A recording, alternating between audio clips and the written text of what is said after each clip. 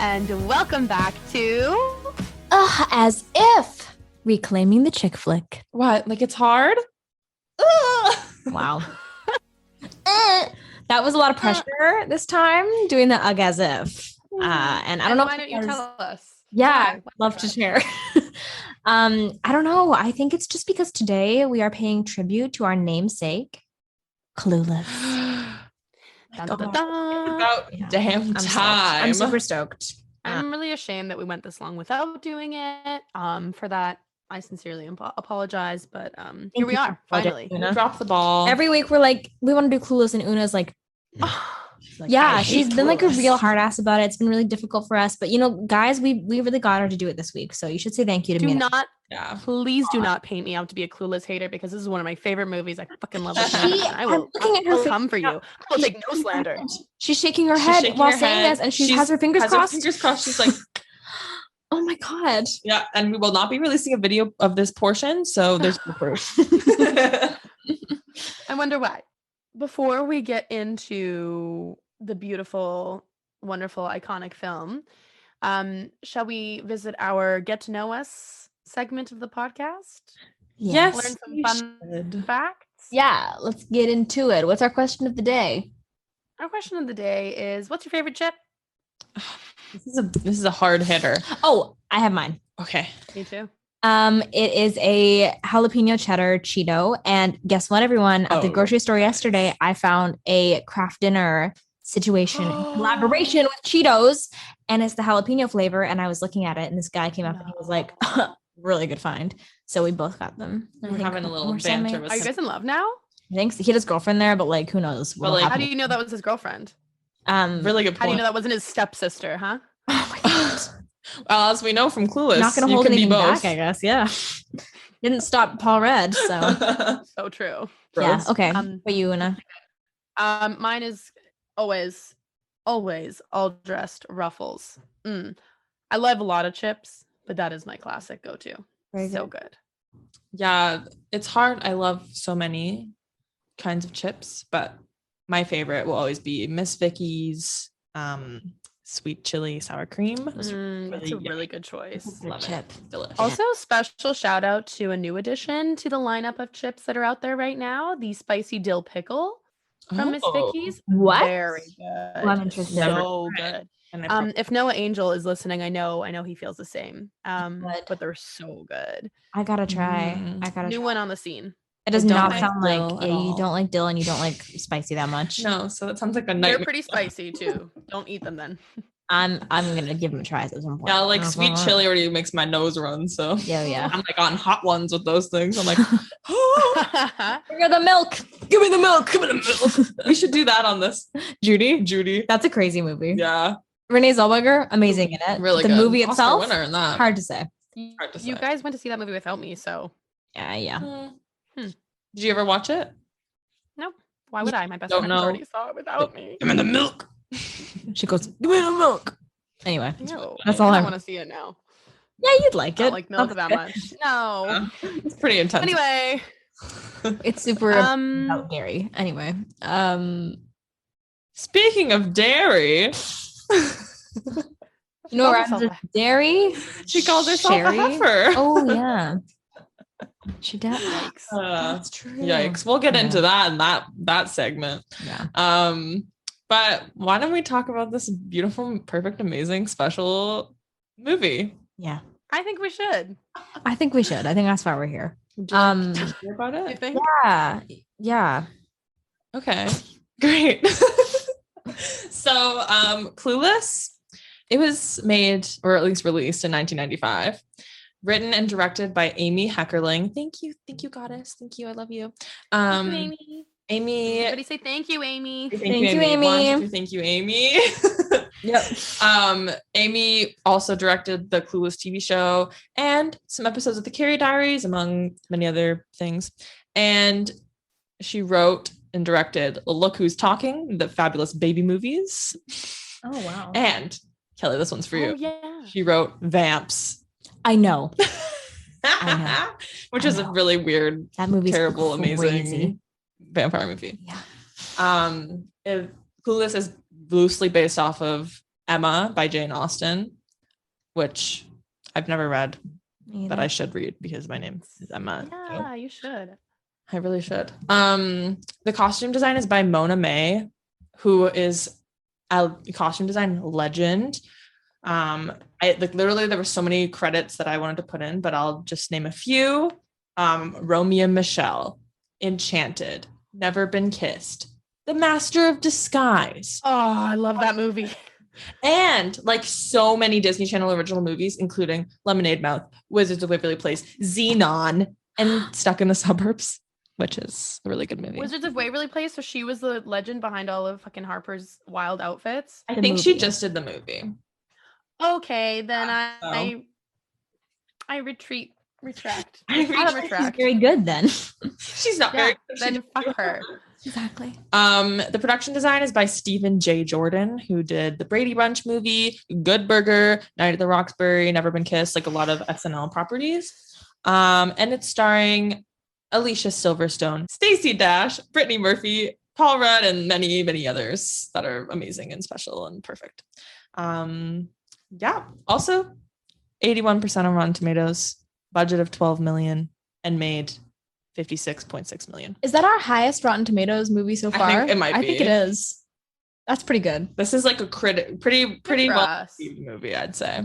Wow, that's great. Yeah. Well, I'd love to tell you a little bit. Go on. Oh, I was just gonna say, to me, it almost feels like a movie that would have been like would have become a cult classic later on, but might not have been as well received when it first came out. So that's interesting to me. Yeah, but good for Clueless. Like generally loved. People like that. Good. Yeah. As it should be. Anyway, Kelly. Oh yeah, I would just love to tell you a little bit about this movie and what the happenings are. The happenings of Clueless. So Clueless, as aforementioned, is a 1995. All right, 1995 movie starring Alicia Silverstone, who plays a character named Cher Horowitz, who is sort of your typical, Beverly Hills, like blonde bitch, basically. And she's rich and she's privileged and she's bouncy and bubbly and lovely. And it basically follows her and her friend Dion as they just navigate high school life and meet a new friend named Ty, who they decide to make over. And she sort of has a bunch of events that happen with Ty, and also along the course of this all sort of realizes that she is in love with her stepbrother. Well, ex-stepbrother, to be clear. Yeah. I don't want you guys to think that it's an act of stepbrothering when it is a stepbrothering really of the past. No, it's not. Yeah.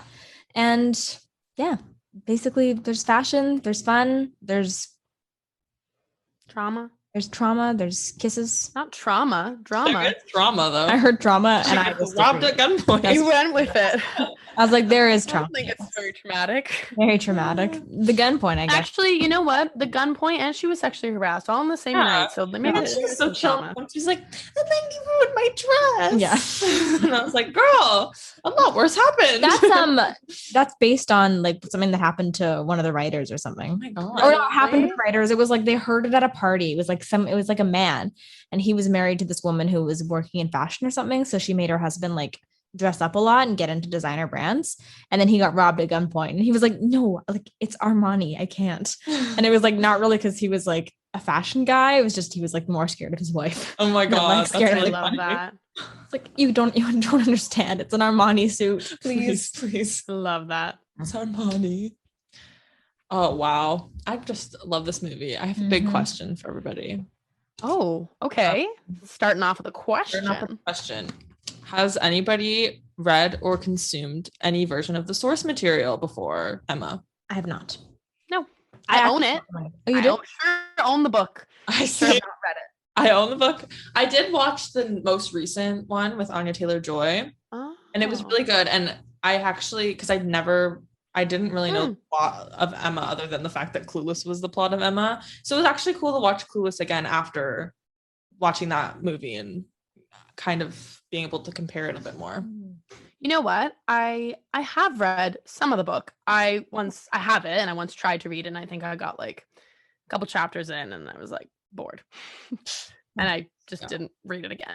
But I have read like a little bit of it, and it was like fun. The first little bit I read, it was just like, you know, it's old and there's a lot of names, big names from rich people, and I think if I actually sat down and tried to read it, I would enjoy it, but Yeah, I could do an audiobook maybe to push me through. sure, yeah. Yeah. Maybe that I should be a could challenge for us. watch the movie. The new one was really like stunning, which was helpful Ooh, to keep I like engaged that. because it was just like so beautifully designed and like so vibrant that I was like, ding, Ding. Ding. So there's that question. That was good. Yeah. But I do love me a teen chick flick based on some classic literature. There's just something about them that just hits different. It does. Yeah. Yeah, it's fun. And it's like even more fun when you know that. So you're like, wow. Yeah. Mhm. They do That's so them deep. like It just shows like some of these timeless stories, like the Shakespeare and the Jane Austen, like they are so timeless that they can be adapted into like our current lives, basically, which was really fun. When did you guys first see this movie? I don't even remember. I know when I saw it. When was it? Well, will you care to share with the class? No, I don't want anyone to know. I know, but I'm not going to tell you. Before a plane ride, my mom was like, I think you would really like this movie. So I like rented it for you on iTunes. And I watched it on my one of those like, which I don't even remember what they're called, like the big iPods with the screen, but no touch. It was like the big iPod Nano that wasn't a Nano. Oh. iPod Max? iPod movie? That was one. iPod movie or something. So it was like this tiny little screen. And I watched it on that. And I loved it. On the plane? On the plane. And I watched it 2 times in a row because that was all I had. And it was quite a long flight. And That's I really nice. really enjoyed it. I remember when I first didn't watch this movie, which basically means I was late. I was like a little late to the game with Clueless. Everyone else had kind of seen it. I don't remember when it was, but I kept hearing about it and I didn't know anything about it though. And it said it was on TV one night. Clueless. So I clicked on the channel and what I saw was the scene that I was like, this can't be right. And then later I learned that it was a scene from Rent. Oh. So I was watching like a quarter of Rent and I was like, this is different than I thought. But it said it was Clueless? Yeah, it said it was Clueless, but it was like the Light My Candle scene from Rent. And it was like her like crawling all over the table in the dark. And I was like, this can't be it. Really? You were like, It's like this is different than I thought it would be, but okay. Like, I love it. And then I watched it from Rent later and yeah, found out. So I don't remember actually when I first saw it, but I do remember that. Yeah, I think I was like not like late to the game. I think I probably saw it like went through a phase in my like early teens of watching the like cult classics, and I think it probably was somewhere in there. But I've watched it so many times since, and I love it. Yeah, it's kind of funny because I feel like there's movies like Mean Girls or Legally Blonde or whatever that it's like everybody seemed to have watched them at the same time, and like you're like, how have you not seen this? But I feel like Clueless in a way kind of like I don't remember like talking to my friends about Clueless or anything. Like it kind of slid under the radar in that way. But it seems like everyone's watched it, but it didn't have the same like cultural pressure to watch it. Oh, I feel the opposite. I don't know about you guys. For me, it was like huge. Like everyone always talked about it and watched it. And then I felt like it had, I mean, this is kind of will come up later, but I felt like it had like a second resurgence when the fan video came out. I was just gonna say. Yeah. And then everyone was talking about it again. But I remember like talking about it a lot when I was like probably 13 or 14. And then again when Fancy came out. Yeah. I would say there was like a pressure to watch it because it wasn't expected that you already had seen it, like Mean Girls and the movies that came out when we were little that we would have already seen. That was kind of like, well, everybody's seen that because it's just like duh. But this movie was like, because it was older, it was like, oh, you haven't seen Clueless, like you got to see Clueless, it's a classic. Yeah, you know, we felt a little like cooler about it. Like, yeah, oh, it's vintage. Yeah, you've seen 27 Dresses, but have you seen Clueless? Let's talk about Katherine Heigl. Maybe soon. My neurotic character queen. She's so good. Aww. Yeah. Anyway, this isn't about her as much as I Not yet. Someday, please. So I guess going from that, how do we think that this movie shaped us then as and who we are now? I think I would say this movie shaped me greatly, actually. I would say that I would say that the styling of it kind of made me think that I might one day live in a world like that where people exist so colorfully and are just so fun and they're always driving around, and that's how I live my life in my head. My imaginary life is like that. So I would say it shaped me internally in that way. Funny that you say you like live your life in your head like that, because I was watching it with Selena and she said that She was like Cher was like narrating, but it was like her thoughts in her head. And she was like, "Is that what goes on in your head all the time?" And I was like, "Yeah, absolutely it is. That's exactly how I talk to myself in my head." Oh my God. That's you driving. What? I totally paused. Exactly. I totally paused. I have a sticker that says that. I love that. Oh yeah, Oh my God. on your car? laptop, right? Oh. I think it's gone now, Right. actually, because I got a new laptop case, but it was on my old laptop. I Well, totally paused. How did it shape you, Una? I think sort of similarly to, I mean, not quite in the same way, but similarly to Legally Blonde, it was very much like the reclaiming of being a blonde, and that being a blonde bimbo is not necessarily a bad thing, and not all, like, you can be a bimbo and still be smart. Not all And you can be bimbos. blonde and still be smart, and like she just like, like reclaiming being blonde. We love to be here on Ughasif. Absolutely. It's fun to have like characters like that when, I mean, not saying that I've fucking struggled all my life. Oh, poor me, I'm blonde and everybody thinks I'm stupid. But it's fun to have characters that are like into fashion and blonde, and people perceive them as one way, and then they kind of prove people wrong. Yeah. Yeah. Love that. Oh, so much redhead representation too. Yes, It true. It is. Oh God. Yeah, I think like I honestly just like wanted her computer closet. Oh, Like yes. even watching it now, I was just like, I want to live this lovely life in this nice mansion. Like, it really made me want to be wealthy, which is like, we can get into class if we want to. Let's not. But like, it definitely glorifies that lifestyle, and I wanted it. And I was like, ooh, wouldn't it be nice to have all of these clothes? And you're sad you get to go on a walk and go buy some Calvin Klein or whatever. And like, isn't that a really nice life? Yeah. So, yeah. Yeah, I feel like there's not really like, I don't think it shaped me in the sense that I took away lessons from this movie that made me a better person. But I think just a lot of the isms and the style and the things they say influenced just behavior and influenced trends and stuff. Like there's so many things about this movie that are just absolutely iconic.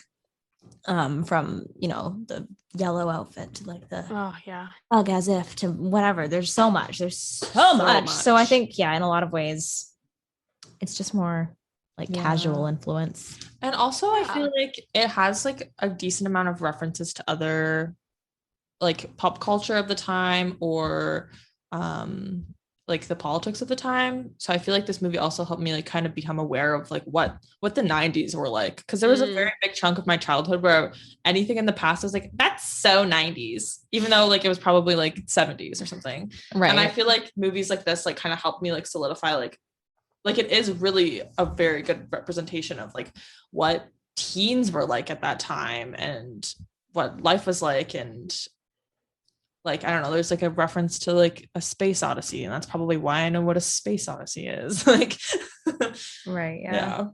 I think like also for, I mean, like, as we've discussed maybe every episode, Kelly is old. Just kidding. Love you, Kelly. Kelly is 2 years younger than, older. Oh, no, that's right. What you said is right. Kelly is 2 years older than myself and Emma Jill, but I still feel like we probably all feel sort of similarly that like we are 90s babies, but we're like so late in the 90s that like, I mean, you had an extra 2 years is what I'm saying in the 90s, but even then like we didn't have like we're 90s babies, and we're not fully millennials, we're not fully Gen Z, and like it almost like makes me feel a little more connected to the 90s. Like watching that, I'm like, oh, that's what, like basically just like, that's what it was like at the time. And like, I don't know. It's kind of fun to watch that as somebody who's like in the middle of that and the early 2000s and like kind of find their place. Yeah, I agree. Sorry, I called you old again. That's okay. I'm over it now. I love you. I can feel the heat. But it also helps that it's like, I think like part of the reason it doesn't feel too far away, even though it was like more firmly planted in the 90s than obviously we were, is that it's like a parodied version of itself. So while the characters are like, they give you a sense of what the 90s might have been like, they're obviously also like not all really stereotypes and like, well, yeah, it's just like, yeah, it's definitely a little bit satirical and like a bit of a parody of the life of it all. And that's part of like, I think why it's easier to access, because it's like, okay, they didn't like relate to this necessarily any more than we did. And like now it's fun. You can see a lot of media just like that right now, like where like in Clueless, they're like, this is the PC version of this is hymenally challenged or whatever. It's like you're getting that in Gossip Girl now. You're getting that in like a lot of shows where they're like trying to find a way to represent like, I don't know, like the values of the current generation, but kind of in like a satirical way. Tivana. David's Tea.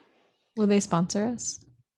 Please, anybody sponsor us? Will anybody sponsor us? Actually, I take back the David's Tea because Tivana is Starbucks. Well, are they still in? I don't know if they're still in business. Tazo, sponsor us. I love your awake tea. Thank you. I love your chai tea. So I like the Zen one. Nice. Should we get into the fashion, because like this is really what it's all about, baby. It is. Oh yeah, baby. I've got tons to say. There are apparently, I think it's 53 times in this film plaid is worn. Whoa, yeah. 7 of them are on Cher. Yeah, actually, that makes good sense. That's one of my favorite things about this movie is that, and the costume design is that Cher is a trendsetter, and you can see it. Like Cher will wear an outfit, and then Amber will wear the outfit, and then like later, all the kids at school are gonna wear a similar outfit, and like, you know, it's that kind of attention to detail. It's like so exciting, and like every time you watch it, you're like, oh wait, this one, and like you notice it over and over again. It's so cool. The fashion in this movie is just, sorry, go on. No, I should say again, we see like this fashion coming back now too. Like, we've all put on a little, you know, Clueless inspired fit today. And it's the very preppy, the plaid, the argyle, the sweater vests, the collared shirts. Like it's all back. It's here, baby. Yeah. Little like baby doll dresses. Like, oh, so good. Ugh, I know. Can I just a little tidbit? Yeah. Okay, so only I think a week or two ago, this one person on YouTube that I follow religiously, Modern Girls, she makes lots of videos about actually like chick flicks and fashion and costume design and all that. And I feel like I've mentioned her, I think, in the Legally Blonde episode. But she did a breakdown of like each character's costuming, which I found really interesting. Like she mentioned how Amber is like very clearly references Cher, and I never really had paid attention to that before. But she was talking about how the costume designer Mona May, when like researching for the film, she went to like local high schools, and she was just like horrified by the way teens dress, because at the time like everyone was like really into grunge, and like she was like, she was, you know, like kind of a dated way to look at it, but she was like, all the boys and girls dress the same, like they're all in big plaid shirts and baggy pants and blah, blah, blah. And she was like, I hate this and I need to like fix it. So she decided to try to like make especially the female characters in this movie like a lot more sophisticated and preppy, and like inject some style into this world, which like wasn't necessarily accurate to what teens were really wearing, but then I think it became accurate. I think it really did influence how people dressed a lot. Yeah, absolutely. Yeah, I mean, who doesn't want to look like her? She looks amazing, and she's got, her fashion is iconic because she's got such a sure sense of herself through it. Like you can see it makes her confident to dress the way she does, and that she like expresses herself through her fashion, and like, yeah, who doesn't want that? Like she looks incredible, and she like radiates this like confident, positive, bad bitch energy through it. Yeah, and it's all really different, but it feels like it goes together. Totally. Everything is just so like just different from She's versatile, but it's still like it's still Cher. Yeah, exactly. Yeah, like even like the fact that like, you know, when she's out, she's always wearing a skirt, but when she's home, she's always in like sweatpants, but she's still in like a cute ass outfit, and she's like, you know, always showing herself through what she looks like. Yeah. I noticed like she put her hair clip on her sleeve, and I was obsessed with that when she's on the couch with Josh. Oh, I noticed that too. I was like, so cute. That. Hair clip on the sleeve, baby. And all of them though, like Dion has a very distinct sense of style as well. A lot of hers feels like sometimes crafty. Like that hat she wears at the start. I know it's not like a crafted hat. It just feels like that big sort of top hat one. Yeah. And she has like some really like fun, colorful moments. Excuse me, I choked. And Ty too. I mean, like obviously, like most of Ty's style is like not accurate to her. It's not really what she actually wants to wear. It's like this made over version of her. But you do see like, I guess like Ty's like the representation of what Mona May didn't like. Yeah, I was just gonna say that. She shows up in that like big oversized plaid shirt, and like they're like, no. Yeah, she's very like grungy and stuff. Like they kind of Mona made her, you know. They were like, we don't like this and we're changing it. They're like, you're gonna be more sophisticated. Everything Emma Jo said. And it's funny, like the scenes where Ty obviously like picks out her own outfit after the makeover. It's like so disjointed of her like not understanding exactly what this perfect Cher outfit is yet. Like that one party where she has that like outer shirt, and she like they keep cutting back to her, and it's like tied around her head or like tied around her waist. Like I love gags like that. Like I feel like true. I don't know, the costume design in this is just like so powerful and like gets across character so well. Yeah, well, and that's the thing is like you can have good costume design, but it might not always be utilized properly. Like you can have pretty costumes, but then it's nice when the costumes like really help tell the story and really help like show you who that character is. That's the best. That's when costume design is done the best, and it's really done well in this movie. Yeah, like even as simple as like showing this time of year is like really subtle but well done. Yeah, like with like more cardigans or whatever. It's just Christmas in LA only signified by the Christmas themed party they go to. Yeah, so true. I realized like how many of those like lawn things there were. There's a lot of decorations. So many lawn decorations. I've never been to such a decorated party in my life. Oh my god! The next party we throw better look like that. Oh, that's actually kind of a funny idea. Like really intense Christmas in Clueless land. Everyone's gonna be like, what does this mean? Exactly. But they'll know when they arrive. There's a lot, including the fashion, that remains really relevant and iconic to this day, I think. Like I just said, everything is kind of coming back. That fashion is coming back. How many freaking Cher Horowitz yellow plaid outfits have you seen on Halloween every year, or even just like in life? Like so many. Honestly, and I don't blame people. I do at this point. I see too many. Sometimes stop. Now fight about it. I do. If I see like too many Chers on Halloween, I'm like, I get it. Like get a life. I get it. I'm like, as if. I'm like, like Cher wouldn't do that. Cher would be like, okay, I've done it. I'm moving on. You know, we pay tribute more creatively. Wear a different Cher outfit. True. You don't need to wear the yellow one. Just so true. You know, Spirit Halloween doesn't mean you have to wear it. You know, she actually wears 48 outfits in the whole movie, so you got lots to choose from. It's actually just like so cool how that one outfit has just become so iconic. Like honestly, there's not really many other outfits from a movie that are that iconic. No, it's up there. Like holy crap. Yeah. That was like the one. Yeah. Did you know that Versace's 2018 collection was influenced by Clueless? I had that in my notes. Oh my god. Donatella Versace's 2018 fall line. It's all like plaid and argyle. Thank you, Donatella. Cool. Give it a Google.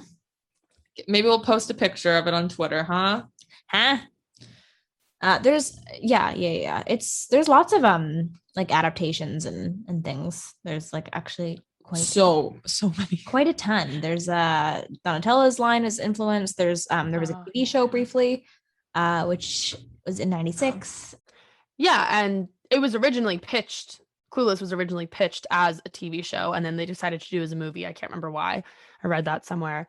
And part of me kind of wishes it would have been a TV show because I think like almost like Gossip Girl-esque, but like not as dark, I guess. Not that Gossip Girl's all that dark, but also it's a perfect movie as it is, and I don't want to fuck with it. So Well, Yeah. it's funny you say that because I don't know if you guys read this, but there is a drama series coming.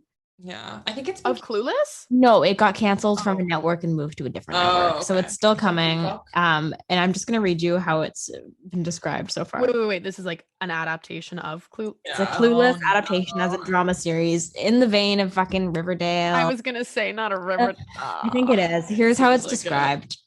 The series will be centered around Dion after Cher goes missing and is described by Deadline as a baby pink and bisexual blue tinted, tiny sunglass wearing, oat milk latte and Adderall fueled look at what happens when the high school queen bee Cher disappears and her lifelong number 2 Dion steps into Cher's vacant Air Jordans. Literally. No, because you know what that is? That's fucking Heather's. That's I was just exactly what that is. No, like, come What is on. this? We don't need this. We don't need this. Why nobody asked for this? Not the bisexual big show pink like and that? blue, though. Why does it have to be Clueless? That's literally not Clueless. Just make a new show. Clueless is an adaptation of the book Emma that has nothing to do with this. And the whole point of Clueless is that it's like ditzy bimbo airy, not really about anything. It's just for fun, and like that's the beauty of it. It doesn't have to. They don't. Yeah. It's about matchmaking. It's not about Oh, your God. missing friend. Time Go to step watch into her Cruel Air Summer Jordans. on Freeform. I'm so tired of all this like the capitalization on nostalgia and this like weird like dramatic clawing at what they deem to be Gen Z and millennial Yeah. interests. It's just like so boring at this point, and it's Hey Kelly, Every hey. I'm gonna ask you a brave and yet controversial question. Yeah. Isn't that what we're doing? oh, Yeah, but we're not. We're perfect. Yeah, we're perfect. We're like, angels is the I difference. mean, let me be honest, guys. We don't make any money from. I was doing gonna this say No. yet. how are we capitalizing we on are it because losing money. we're actively losing money. True. We bought equipment, Yeah. We spend a lot of our time. spend a lot of time. Yeah. So No will money. Hopefully one day, if you guys keep listening and sharing and help us get sponsored by Starbucks Canada, maybe we will be capitalizing on nostalgia. Yes, help us be capitalists. Please. Help us girl boss. We want to grow this podcast all the way to the top of that please. Apple Music charts. Yes. But no, I totally agree. I'm so sick of this fucking Yeah. we don't no more rubies? No more reboots. I don't understand, like, the overwhelming consensus of the public is that we don't want these anymore, and yet this year alone, like, so many new ones have been announced. But why are the studios not listening to us? well, here's the challenge, I think, is that like because like people keep watching them, I think, because it's like, oh well, like I'm kind of familiar with the story and like it's probably not gonna be good, but like what if it is good? And like they check it out anyway because there's that sense of familiarity, I think. Whereas if it was just like a brand new movie with a brand new plot that looked bad, you wouldn't like there would be no part of you getting drawn to it. But that nostalgia, it really does get you, even if you're like But also, maybe the teens like this and we just don't know because we're not true, teens we're anymore. old. So true. Maybe like it's just not for us. In fact, it's kind of seems like it should be because it's all things from our childhood. But Yeah. I guess there was things that we watched when we were kids that were like remakes of things our parents watched. and- True. Like I watched 90210, which was a remake of Beverly Hills 90210, and I love that show. So So and I'm sure my mom would not like that show, and she loved Yeah. the first one. So exactly. Yeah. It's Dang. it's an infuriating thing about media right now, but Yeah. it actually has kind of always been like this. Well, not always. It's gotten But more, I think. it's gotten more. Like, I think if Disney would just stop making like so many live adaptations, I think I'd feel a lot better. I don't want this. I want to see Miss Hallie, of course, and Little Mermaid, but apart from that. Oh, and I also want to see Rachel Zegler and Snow White. Yeah, I'm excited. sure. But like I like those actors. I don't need yeah, movies, you know, they could be in anything and I'd be happy. Yeah. yeah. I think it's maybe just like there's like so many platforms now that like they're struggling to create enough content or not even struggling, but like maybe struggling to create enough content that's going to catch your eye and get you to actually view. And then once you view that, maybe you'll view some, like, there's like so many streaming sites. There's still movies being put out in theaters. There's just so much. And and maybe now we're just being just oversaturated with it. Yeah, because they're all like, what do we have? What does the Warner Brothers have that we can put on our platform? What does Disney have? And they're like literally the only reason I have Disney Plus is because I want to watch Marvel shows. Yeah, I like Bob Burger. Bob Burger. Bob Burger. Anyway, I guess we kind of digressed a little bit, but hey, this is a movie podcast, and that's a worthwhile conversation, I think. Very worthwhile. Oh, another adaptation is 2018, 2019, there was a musical starring Dove Cameron. Yes, there was. In New York. I think it was not even a month. It wasn't even on off Broadway. It was just like rough go. It opened. It was there for like a month. It was supposed to be a bigger thing. I remember I actually remember hearing early talks about it because they were eyeing Katy Perry to play Cher, which is crazy a little bit. I was just reading like a BuzzFeed article about like fun facts about the movie, and it was like way before that. And it was like, and there's talks of Katy Perry, or like she's expressed interest in playing Cher. I'm like, yeah, they wanted her to Cher for a while. I don't know what happened there, but I remember being like, even back in my Shameful Katy Cat days, I was like, be proud, Katy Cat, be proud. No. No, I won't.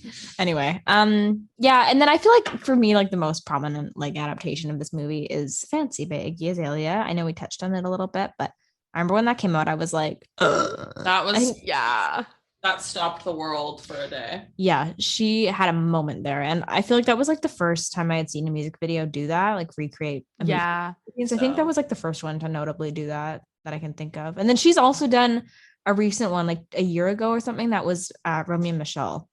Yeah, which is one I don't know. Fancy is also like that. Like that was a moment. That song, that music video, it was a moment. Like it was a milestone in my like high school career. I remember. Oh yeah, and then Alicia Silverstone even did that song on Lip Sync Battle to like the cycle of it all, like dressed up as Cher. Yeah, so good. It was recently the 26th anniversary of the movie, like just earlier this week or last week, and Alicia Silverstone was like posting, and like her kid was like filming her do like some iconic quotes and like recreating some of the scenes, and I think it's fun. She's great. Alicia Silverstone is great. She is. She loves animals. And you know who's not great? Stacey Dash. No, yeah. Unfortunately. No, makes sense. Yeah. I mean, at least we got one.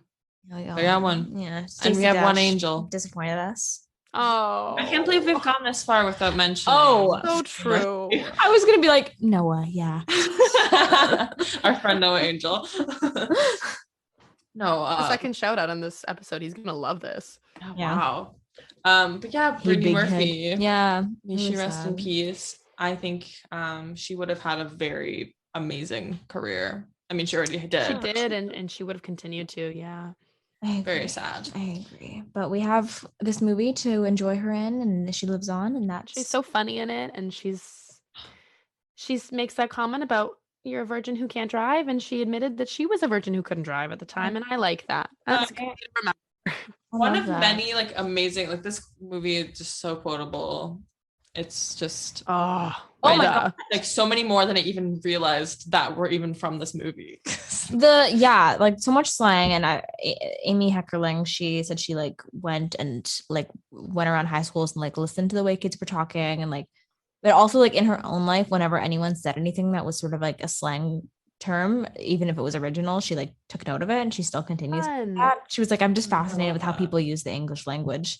And then she also would like ask like the cast and stuff like what things they've heard or used in their daily lives, and just like took note and included a bunch of stuff. And some of it was like ad lib too, like Donald Faison, like I'm keeping it real when he like I love that he ad libbed that. And I don't know how used that phrase was before, I guess, because the article I read made it seem like it was like a newer phrase. So I don't know. Yeah, well, I was reading some like fun facts on BuzzFeed or whatever, and a lot of it was like apparently she created a lot of it. Like when the cast read the script, they were like hadn't heard a lot of the like slang phrases, and they had to like be like, what does this mean? And like it kind of became like the Clueless language, like, and like which is that's like amazing that like that movie can, I mean, like, okay, we have movies like Star Wars and shit and Star Trek and all that fucking shit, but I don't care about those movies. I care about movies like this. And that's fun that like there's like language associated with this movie that like came from this movie. Yeah, did you see the like when the movie came out, Paramount, I think it's a Paramount movie, they released like a little book thing that was like how to speak cluelessly. Oh, that's so and funny. it was like a little dictionary of like all the slang as like promo material, and that's so cool. I would love to receive that. Yeah, there was like ones that I wrote down that I was like, I want to start saying that. Like she's like, spark it. I love that. Like I want to start saying Total Betty. Yeah, total Betty. Total Baldwin. Yeah, Betty and Baldwin were like two ones that were like, yeah, there's tons. Also, this is not like a slang thing, but it's, you know, sort of known that in the scene where she says the Haitians. Oh yeah. Alicia Silverstone's ownest flub. Yeah. I caught that. I was like, what did she just say? I think that, like watching this was the first time I caught that, and I read that fact afterwards and I was like, oh. It's we can so clever. certainly party with the Haitians, but she just didn't know it was pronounced. Oh, I love that. Yeah, it was not on purpose. But I remember that because like I was seeing them and Joe when we were watching this, people would do a lot of monologues from Clueless in my drama class in high school. Really? Yeah, like that one where she does like, you know, the whole like Haitians thing. And then the end, so it's sort of near the end where she realizes she's in love with Josh, that whole sort of inner monologue. People would do that too. That's like, wait, so funny. Am I in love with Josh? With Josh? So I knew that about the Haitian thing before, but kind of fun. All I have to say is that it does not say RSVP on the Statue of Liberty. It does not. It does not. Soundtrack. We got some good so bangers. Many good ones. I also right before we watched this movie, we were listening to the No Doubt vinyl, and then literally like scene 3, "I'm Just a Girl" plays. Yeah, Just a Girl. Rather. Love that. I'm Just a Girl. Yeah, there's that one and Kids in America are so yeah. I feel like Kids in America is probably like the one I would associate most with this movie. For sure. It opens the whole thing up. Yeah, it feels very similar to like Perfect Day vibe from one, similar sort of intro in a way. Yeah. We'll have to see it. Does anybody know the song Kids of the Future by the Jonas Brothers, which is just a parody? No. Oh, I think you played it for me one time. Yeah. Because every time I listen to that song, I think of that. And there's one part, I think they wrote it for Meet the Robinsons. Right. And they go, "We're gonna go meet the Robinsons." And every time I hear that song, I'm like, I hope they wrote it for that movie then, and it wasn't just like a weird line that they added in for no reason. A weird line to like a really like not that popular animated movie. That's so funny. Oh my god! And are there any other like prominent songs? The only other one was like "Rolling with the Homies," which was like big in the world of homies. Rolling with the homies. She really got them pipes when she sang that little line. Oh, yeah. Like, oh, and also when she sang the Mentos commercial. That's always in my head. Or used to be. Not really lately. Get it, Miss Ma'am. Yeah. Get it. Mentos, the freshman. Yeah. Oh. Okay. Obviously very iconic to this day. I mean, like, how could it not be? But do we think it still holds up? Do we think we would still like this movie if we watched it for the first time today? Nostalgia meter. I think I would definitely love this if I watched it for the first time today. Yeah, there's some moments in it that we'll get into, I think, in a second that like aren't great, and some of them I didn't even like notice before, and this time I was like, oh, whoa, where did that come from? But overall, I think it holds up aside from those moments. Yeah, I was just imagining a world where, like, Una, earlier you were mentioning that like you could see this movie kind of being like a cult classic that like nobody had liked at the time. And I was imagining like if that was the world and somebody was like, "Oh my gosh, have you ever heard of Clueless? Came out in the 90s. You should totally watch it." And if I watched it, I probably would have been like, amazing. And I think I imagined that world and I love that world too. Yeah. Right.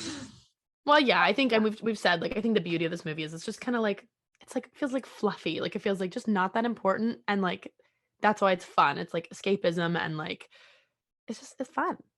Yeah, the good outweighs the bad, but maybe we should get into some of the bad. Yeah, there was. Oh, we didn't nostalgia meter it though. Oh, okay. So forget about that segue. Okay. So we all still like this movie. What would we rank it on our nostalgia meter? I would say that there's a tiny bit of nostalgia, but not much. Like I'd probably give it like a 0.5. Yeah, I agree. Same. Perfect. Nice. Concise. All right, let's talk about the good in the movie. Why don't we yeah, let's talk about the problematic stuff, aka I don't know. There's a slur dropped at one point. A little bit of an that was slur. not great. Our slur was said by Miss Cher. So there's that. That was rough. Yeah. There's some talk of like body image, like Yeah, not eating or like eating less and calories and all that kind of shit. Which, even the fact that she like fully describes everything she ate in a day and then calls herself a heifer. Yeah. Like that's the thing that what I was thinking about this movie is like, yes, it is satire, but a lot of the target audience of this movie is teen girls. And like, yes, obviously teen girls can recognize satire, but you're also told to look up to these characters that are still like saying these things that like when I was that age, like I can't really remember what I thought, but I'm sure that I was like, oh, there's parts of it that could work if they're more obvious. Like I feel like the one where she like does like the little cutting up thing, that's like funny still. It is funny. It's like it's cuckoo. It's not true. She's like, it burns calories if you cut it up really small. That's just like that one works, I think. But you know, like the one where she's talking about all the things she ate, like it's not that much really. Yeah, and she taught that like when Ty is sad, like they're like, let's skip 7th and 8th and we'll go have a calorie fest. Yeah, like, just things like you're gonna eat a meal. Like those were a little too like, you know. Yeah, I mean, I think it's unfortunately and sadly an accurate representation of what it's like to be a teen girl for a lot of young teens. Yeah. But and more so at the time of that. But then maybe enforces it too, which is not great. Yeah. What else? Oh, the other thing kind of related to that is like, I guess like recently there's been a lot of discourse about makeover scenes and stuff like that. And I think in this one, I honestly don't think that the idea of the makeover is as bad, because at the end of the movie, like Ty is still like finds a way to be true to herself. But like, you know, there's always the classic, like, take off the glasses. Yeah. Whatever, which isn't as much done in this, and I think that like the message of the movie, at least for her character arc, is not like you're much better when you look just like Cher. It's like she's happier when she's herself. Yeah, she finds like a good kind of balance at the end. I feel like she's like a little more like, I guess, put together. Like she maybe just has a little more effort, which is it takes a little more pride in her appearance. But she's like still true to herself. Yeah. And like, you know, obviously they try and get her to date Elton and like, you know, different kind of guy. And when she really wants to be with, what's the skater guy's name? Travis. Right. Travis. She wants to be with Travis. Obviously there's a connection between them right from the beginning. And like Cher kind of like, it's like, no, not him. Yeah, he's gross. But it's also like what I find funny, and like, I'm glad you said this fact of Mona May, like the fact that that was her opinion of like teens at the time, and then like this movie kind of proves that it wasn't the right opinion. Like, I don't know, proves that you can do both, I guess. Like, you know, because it's like Ty does get made over and is supposed to look more like Cher and is supposed to like the guys that Cher likes and that kind of stuff, and then reverts back to what she was before pretty much, and proves that like both are fine, both are good, both the way that Cher is and the way that Ty is are both respectable. I like the way that like Cher talks about, or Cher and Dion both talk about like the skater stoners, that they're freeloaders and they're just there to make us laugh. But it's like, those are like, Travis is the kindest character in this whole movie. Like, he is just really good, and that shows through at the end. Throughout, that he is just a really good person. He doesn't really deserve that like judgment either. Yeah, I read something that was like, I mean, at the end, he kind of mentions he's doing like a 12-step program. And like apparently like one of the fun facts I heard was that is like not accidentally, but I guess it wasn't really intended, that it inspired people to get help for their addictions apparently. Wow. And, like there was kind of like a surge of that after the movie came out, which is kind of cool. Aww. Yeah. Good for you, Travis. Yay, Travis. Yeah, he's good. He's a good boy. Another moment worth mentioning is that scene which is very, I guess, very poking fun at Cher, where she's talking to their like maid or housekeeper, and she's like, what does she say? Like, you should know how to speak Spanish or whatever. And then she's like, she says, great, what was that all about? She says, don't you know how to speak Mexican? Oh yeah, don't you? Or she says, I don't know how to speak Mexican. And she goes, I'm not a Mexican. Yeah. But, you know, that scene is like on purpose. It's like on purpose. Yeah. Poke fun of like calling out her behavior and her ignorance. Her ignorance, which is so interesting. I liked that touch. It was cool. Yes, correct. Yeah. So, you know, it's not perfect. I feel like I don't know if there's any other things you guys want to dig into, but I feel like there's a couple other little things. But there's little things. I think like for the 90s, this was actually pretty decent on representation. Like obviously could be better as always, but like Dion and what is her boy? Murray like are pretty decently fleshed out characters.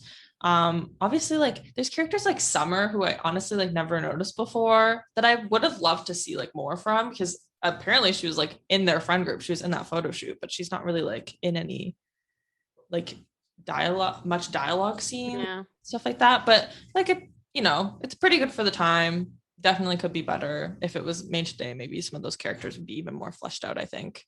Yeah, as always, pretty much it can be better, but yeah, for 95, it's better than some of the movies that we've talked about that were later on. So definitely agreed.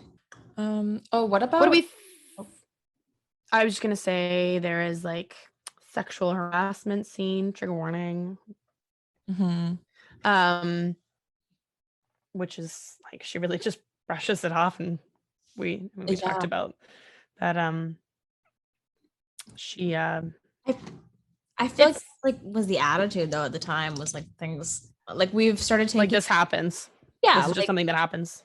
Exactly. Like, you know, we take it more seriously now, and even if that character might have felt, you know, more affected by that, you wouldn't show that at the time. Yeah. You'd just be like, gross guy. Like boys are like that, you know? Yeah. And he's totally like, he has no consequence to his it's not even a social question. life. It's not even a question. It's just like, okay. I mean, as the audience, I don't know, maybe just because I don't like Elton and I didn't like him throughout the whole movie, but I'm guessing you're not really supposed to like him, but within the world of the movie, no, he doesn't really face any consequences, which is kind of accurate for the time, and maybe that's on purpose. Maybe that's a statement. Yeah, maybe. Yeah. It's just like kind of is gone. Mm-hmm. The other thing that I never really thought about until this viewing was obviously the glaring issue, or not really issue, but like uncomfortableness with Cher and Josh is like the ex-step sibling thing. But something I didn't really think about until this viewing was also their age difference, which isn't huge, but she's like 15, 16. And he's a college age student. And like, you know, he kind of pursues her. It's not like it's not like incredibly uncomfortable, but it's definitely something I'm noticing.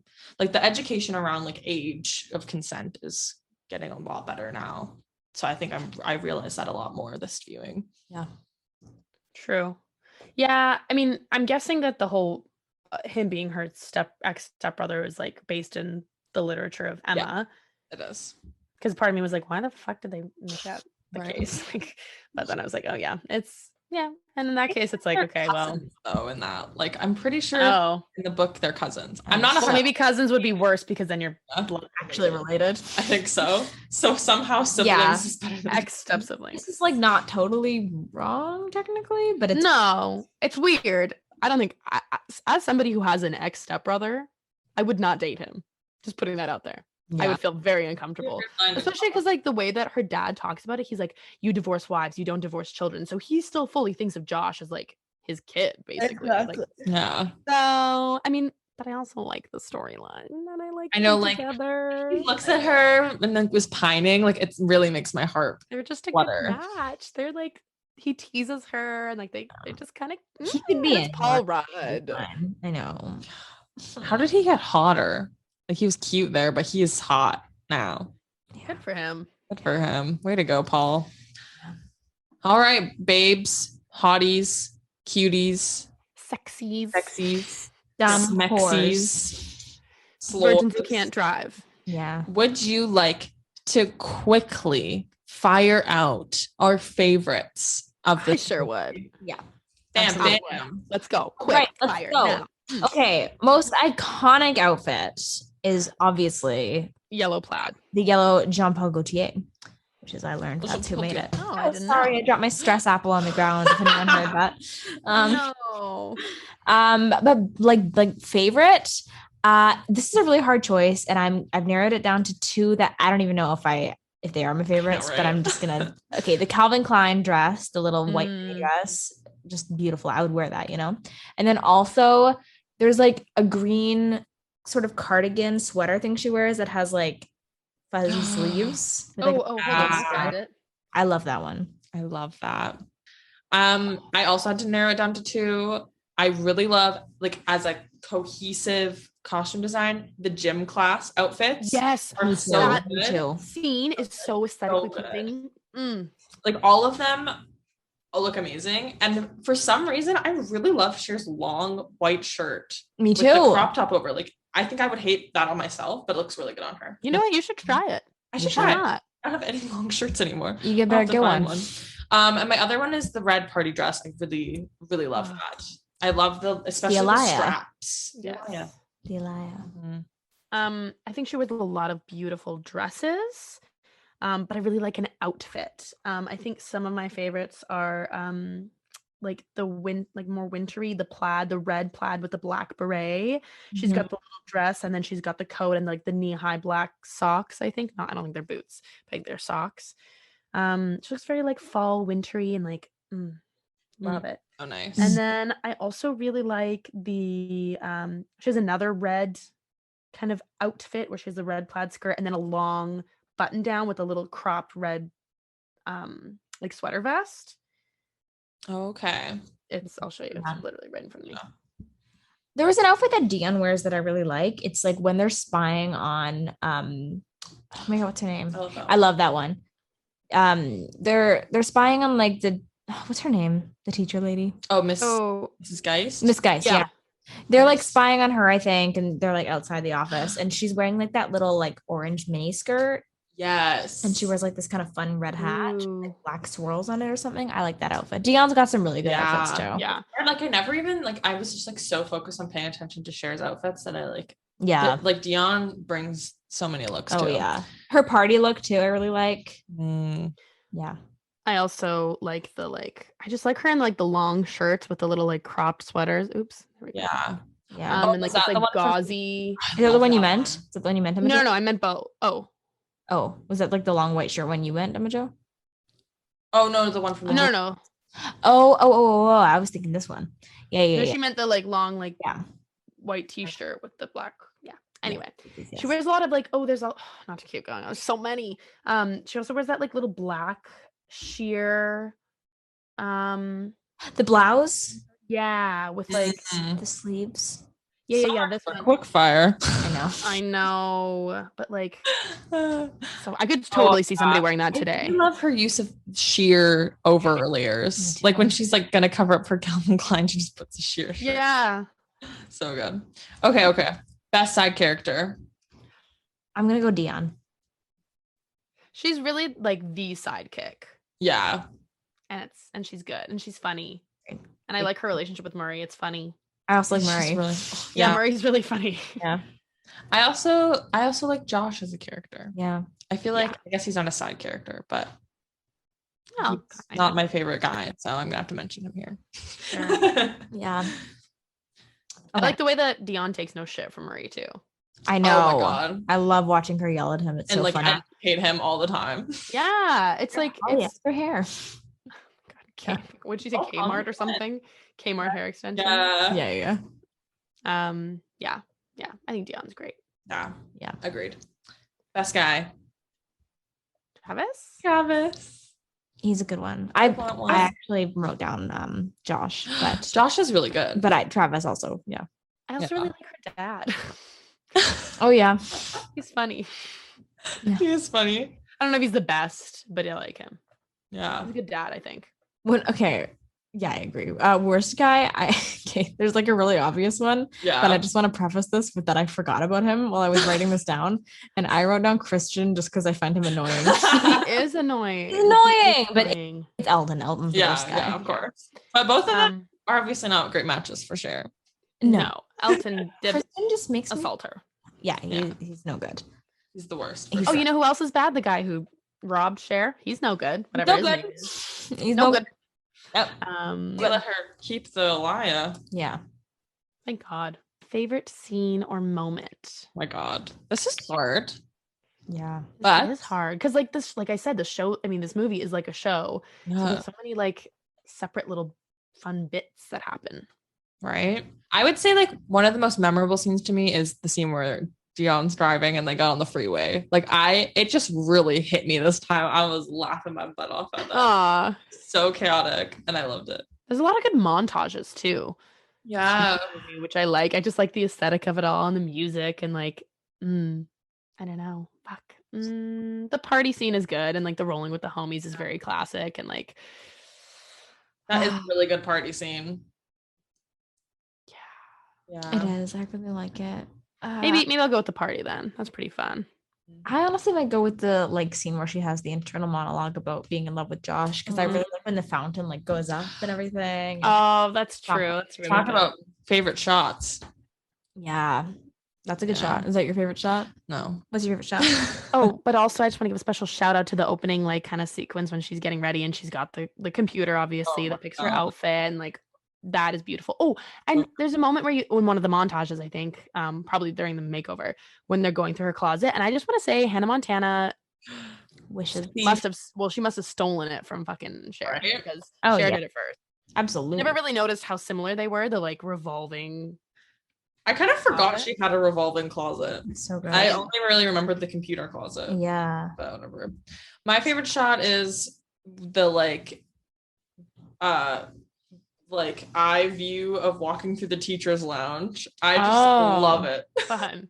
Yeah. I think it's really fun. Yeah. They said Bosnia on the news at one point. I didn't even catch that. I wrote that down. Like, representation of my people. Oh, sorry. This is like not an outfit thing. I just wanted to mention that at the wedding at the end, the flowers in Dion's hair, I love. So nice. I love. She's got like pink flowers all through her hair, and they're so beautiful. So that's Kelly, you're really like a hair accessory bitch, and I like that for you. Oh, who's wearing some right now? Wearing some hair, and you've been lately doing the little like the side pieces with the little tiny elastics, which I quite like, and you did the pom poms back in the day. I did. That's true. That's so true. Yeah, it's good for you. It's very good for you. Thank you. I appreciate it. Yes, ma'am. This is kind of a hard one for Miss Ma'am, hey? Because like Cher kind of is the Miss Ma'am, and also the main character. I would say like maybe Amber for going for like the bitchy. Amber, who's looking camp, dead in the eye. She sure is. Shout out to Amber. Honestly, I always thought she was like kind of bitchier than she is. She's just kind of like there. She's just a fucking copycat. I never really realized that about her character until I watched this costume breakdown. She's a poser. They say it at the party. They're like Ty is like, "Hey Cher, weren't you wearing that dress yesterday? It looked better on you." And then Amber says, "As if I copied your outfit." Oh my god.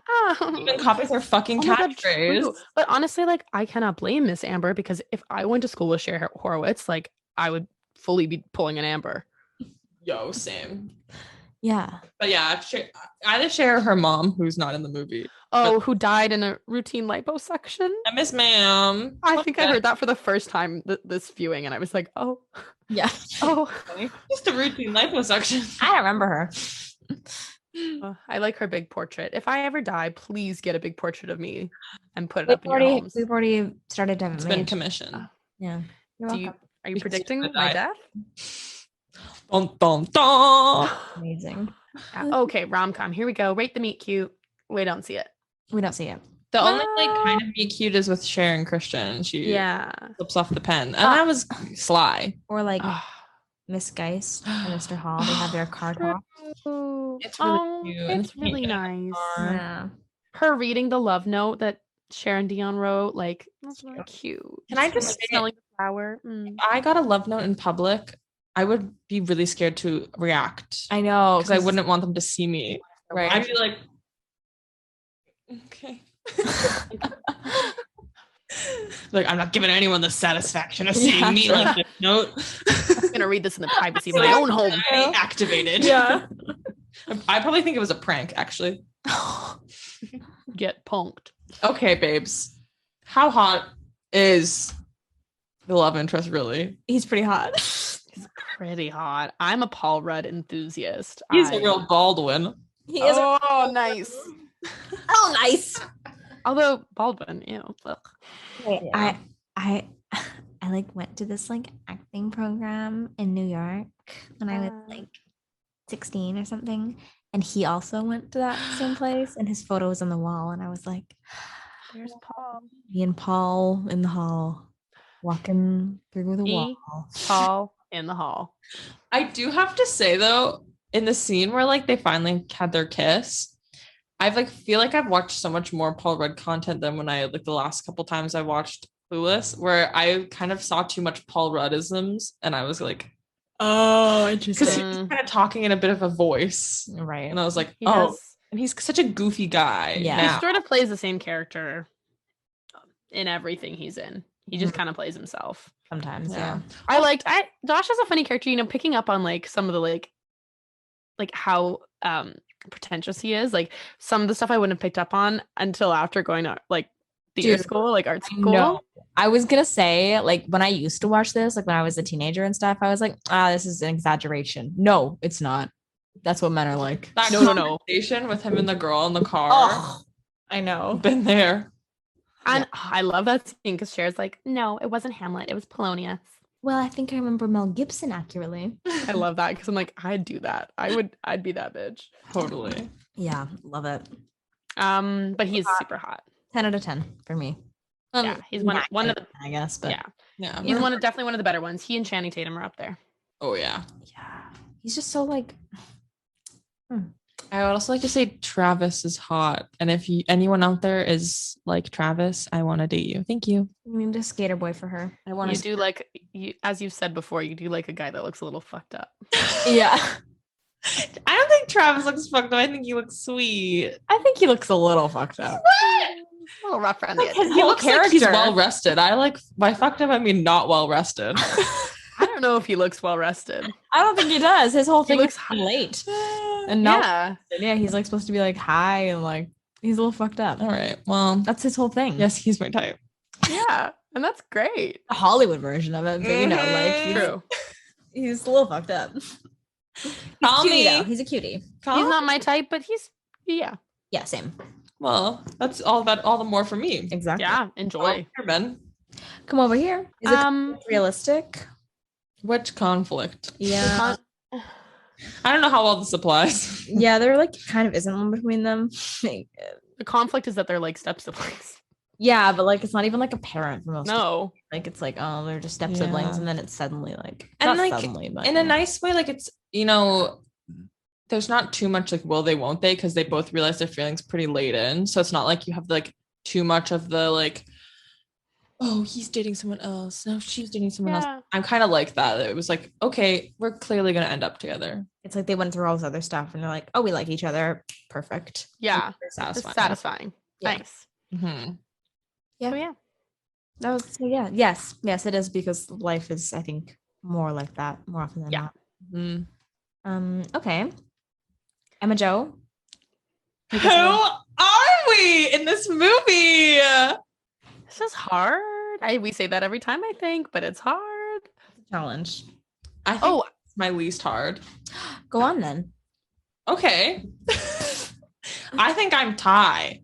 Yeah. That's Yeah. you are Ty. I think I'm pretty clear cut. that's a good one for you. Yeah. That is really good. I've That's never- maybe the most accurate one we've done so far. I think so. Yeah. Really good. Mm-hmm. Thank you.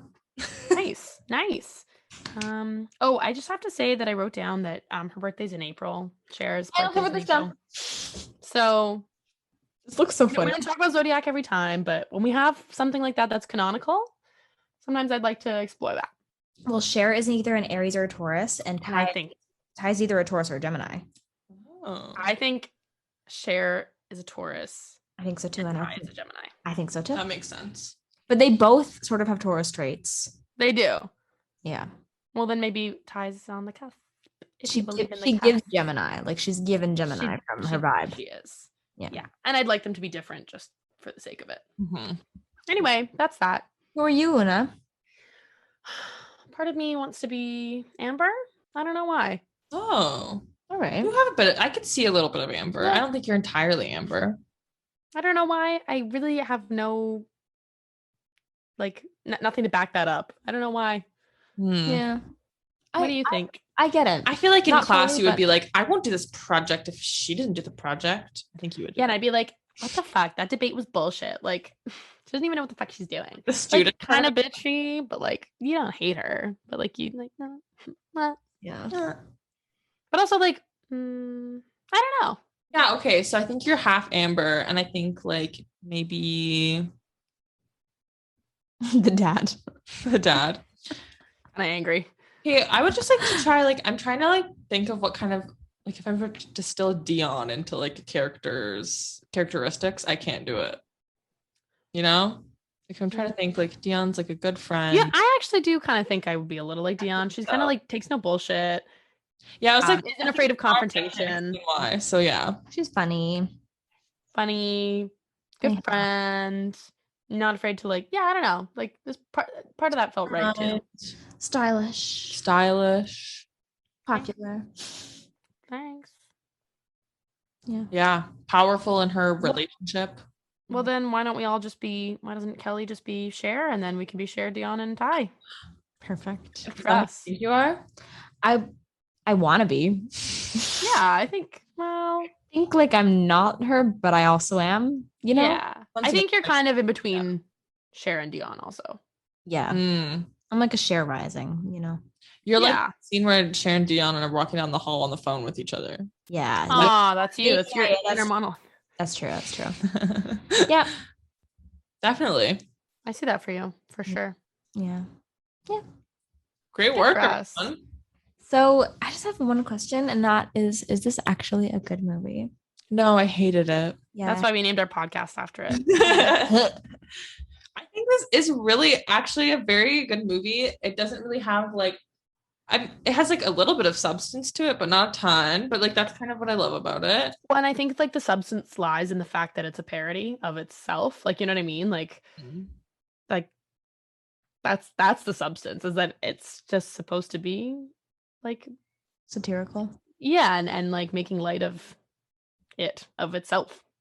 Yeah. And it's really successful at what it sets out to do. Yeah. It sure is. Mm-hmm. It sure is. Is there a lesson? There's like little lessons. Like why it's kind of like a show. yeah, like Mm. if you kind of get something different from each character's arc, I guess. Like with Ties, it's like, you know, stay true to yourself and like Don't let bitches change you. yeah, you know, True. don't get carried away. Or like Cher kind of learns that she needs to like she learns about how to be less selfish. Mhm. Because at first she's It's doing kind of a things- journey throughout the whole movie for her. yeah. That's maybe one of them. Have fun. Love can happen when you least expect it. And it can be in front of you the whole For so time. long. Yeah. Oh, cute. What about our ratings? Oh, What would you rate this out of what? I would like to give this 5 out of 5 Monets. Nice. Nice. I'm gonna give it 5 out of 5 fuzzy pink pens. Love that. I'm gonna give it 5 out of 5 driver's permits. Nice. That was the fastest we've ever thought of those. Oh my god. So Yay! good. Wow. Well, this was great. I really loved this. Yeah, did you love that? I love that. Yeah. I'm totally FF. I'm Oh my god. again. I totally paused. We should totally wrap this up because I have to haul ass to the ladies. Oh, really good. I'm surfing the crimson wave. That's my favorite line by far. You said it already earlier, but the hymenally challenged. Yeah. I love that line. It's hymenally challenged. I actually have to go because I left my cranberry CD in the quad, and if I don't go now, someone's gonna take it. Wow. Wow. I'm glad we finally paid tribute to our namesake, and I think it's It's just a worthwhile movie to name your podcast after, I think. It really is. And it really encapsulates a chick flick. Let us know what you guys thought about it, because we really want to hear what you think. And yeah, maybe like on Twitter and Instagram at maybe like the podcast. Tell your friends about us, and like fun. I don't know, if you have a hot date, maybe you could just like sit around and listen to the podcast while you drink some wine or something, or like Give us maybe you give us feedback. What do you like to hear? What don't you like to hear? Yeah. Which one of us would you vote off the island? Just kidding. And join us 2 weeks from now. We're going to be throwing it back even before 1995. Whoa, that time existed?